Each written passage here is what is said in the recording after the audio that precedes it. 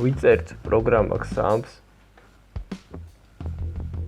შევდივართ Google-ში, გადავდივართ download-ზე და ვიწერთ ბოლო ვერსიას.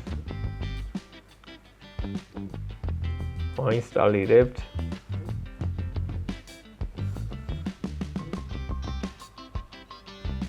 ტოვებთ სტანდარტულად ყველაფერს. სტანდარტულად არის მითითებული C XAMPP ფოლდერი, რომელიც შემდეგში დაგჭირდება.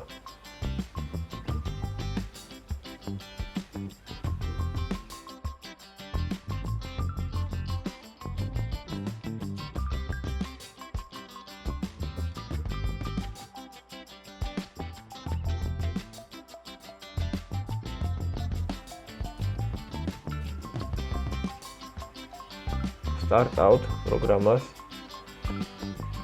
Apache და MySQL-ს ვთავთ. Apache არის ლოკალური სერვერი და MySQL-ი ბაზა.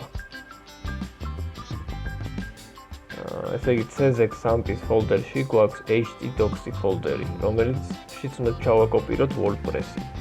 ახლა გადავდივართ WordPress-ის საიტზე, ვწერთ wordpress.org. აქ ვაჭერთ მარჯვნივ get WordPress და ვიწერთ.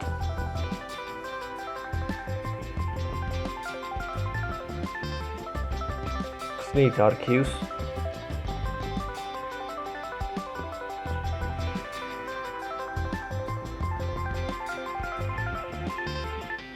და არქივში მოთავსებულ აი ამ ფოლდერს, რომელსაც ქვია WordPress-ი, ვაკოპირებთ XAMPP-ის htdocs-ში ფოლდერში.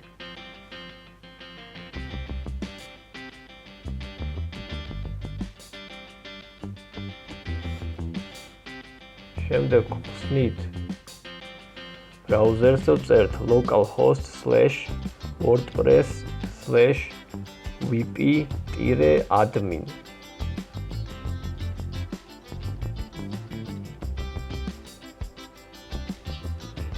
აქ ვირჩევთ English. Let's go. და აქ ვჩერდებით. ახლა უნდა გავხსნათ ბაზა. ამისთვის გადავდივართ localhost/phpMyAdmin-ზე.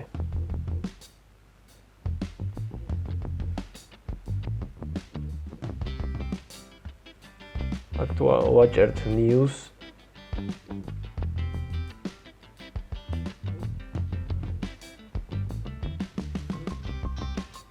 აქ უნდა ავირჩიოთ UTF-8 General C. და ვარქვევთ ჩვენთვის სასურველ სახელს. მაგალითად იყოს gigi test.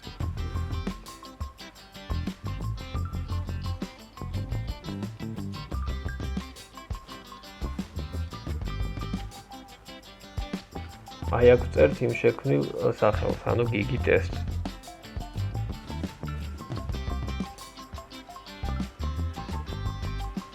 username-ში ვწერთ roots, paroles ტოვებთ sariels, run installations ვაჭერთ. შემდეგ აქ ვწერთ საიტის სახელს, რაც გვინდა რომ საიტს ერქვას, მაგალითად my-test site. username-ში ჩვენთვის სასურველ username-ს ვირჩევთ და აქ ვქმნით რაიმე paroles.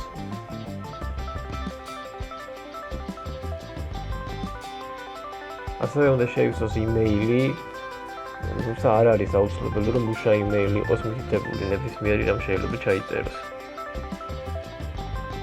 და ვაჭერთ install WordPress.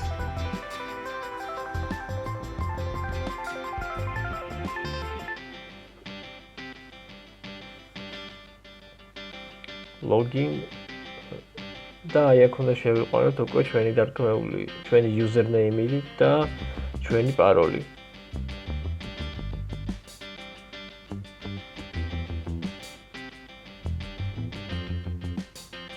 გადავდივართ WordPress-ის dashboard-ზე.